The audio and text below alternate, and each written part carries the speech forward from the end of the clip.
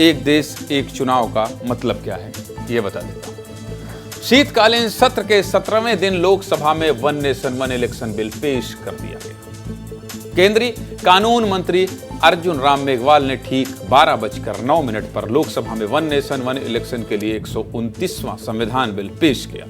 फिर लोकसभा में बिल को स्वीकार करने के लिए वोटिंग कराई गई। वैसे तो संसद में पहले भी बिल पर वोटिंग होती रही, लेकिन आज की वोटिंग खास थी क्योंकि आज पहली बार नए संसद भवन में वोटिंग कराई गई। पहले इलेक्ट्रॉनिक वोटिंग कराई गई। कुछ सांसदों की आपत्ति के बाद वोट संशोधित करने के लिए फिर पर्ची से मतदान हुआ। बिल को पेश करने के पक्ष में 269 और विपक्ष में 198 वोट पड़े।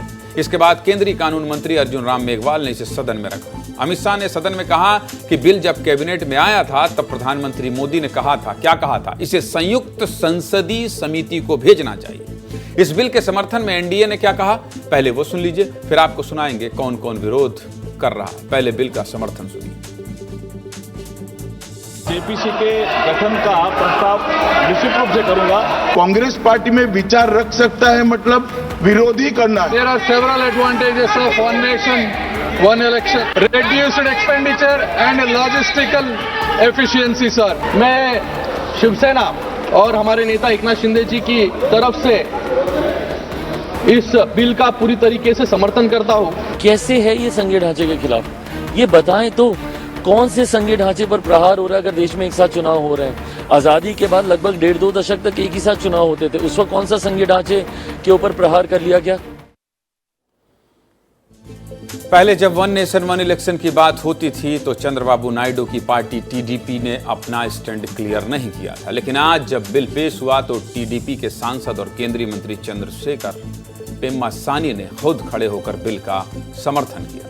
शिवसेना, शिंदे गुट, चिराग पासवान की एलजेपी, आरजेडीयू से लेकर एनडीए के घटक दलों ने इस बिल का समर्थन किया, लेकिन विपक्ष ने संसद से लेकर संसद के बाहर तक इस बिल का जमकर विरोध किया। कांग्रेस से लेकर समाजवादी पार्टी तक, डीएमके से लेकर टीएमसी तक, इंडिया गठबंधन की तमाम पार्टियों ने one nation one election bill का जमकर विरोध किया है। ये भी सुनिए। It is not an election reforms. It is just a fulfillment of one gentleman's desire and dream. Nothing more than that. जो लोग 8 विधानसभाएं भी एक साथ नहीं करा पाते हो, मौसम देख के तारीखें बदलते हो, वो लोग बात करते हैं एक देश एक चुनाव की। Anti-constitutional bill. It's against the federalism of our nation, and we are opposing the bill. I oppose the 129th Constitution Amendment Bill. This bill will finish off regional parties. अगर इनको लगता है कि प्रधानमंत्री मोदी जी पर के प्रचार से ये पूरे ये भारत के चुनाव को छीनेंगे, तो हम ये चोरी नहीं होने देंगे और हम बिल का विरोध करते हैं। भारत दुनिया का इकलौता ऐसा देश है जहां औसतन हर 5 महीने में किसी न किसी राज्य में विधानसभा चुनाव होते हैं। मतलब पूरा देश ऐसे ही चुनावी माहौल में व्यस्त रहता है।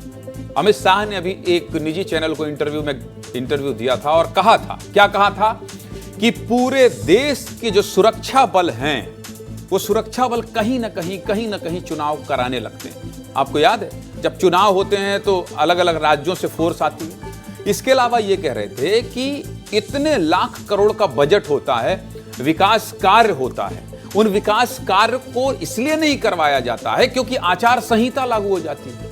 आचार संहिता मतलब क्या? आचार संहिता मतलब कोड ऑफ कंडक्ट, यानी कि उस दौरान कोई भी सरकार कोई भी काम नहीं कर सकती। मतलब समझ गए? देश के गृह मंत्री अमित शाह ने इसको बहुत विस्तार से समझाया था कि अगर वन नेशन वन इलेक्शन शुरू हो गया, लागू हो गया, तो उससे क्या होगा कि देश के तमाम बड़ी सुरक्षा एजेंसियां जो यहां से यहां जाते हैं, उनका खर्च बचेगा। समझ गया? मतलब पूरा लोकतंत्र सिर्फ चुनाव कराने की मशीनरी बन गई है। माफ कीजिएगा। अगर वन नेशन वन इलेक्शन होता है तो देश को बहुत फायदे होंगे। क्या फायदे होंगे? देखिए ध्यान से।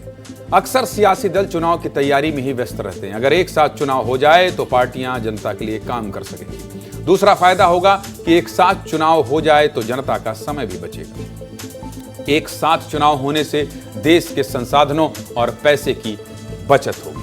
आजाद भारत का पहला चुनाव साल 1951-52 में 68 चरणों में हुआ और उसका खर्च था लगभग 10.5 करोड़ रुपए। साल 2019 में बढ़कर यह 50,000 करोड़ रुपए से ऊपर हो गया। सोचिए, 10.5 करोड़ से 50,000 करोड़ पर पहुंच गया और 2024 में तो और बढ़ा होगा। और ये पैसे किसके लगते हैं? आपके ही तो लगते हैं। इसीलिए आपको यह खबर विस्तार से बता दी।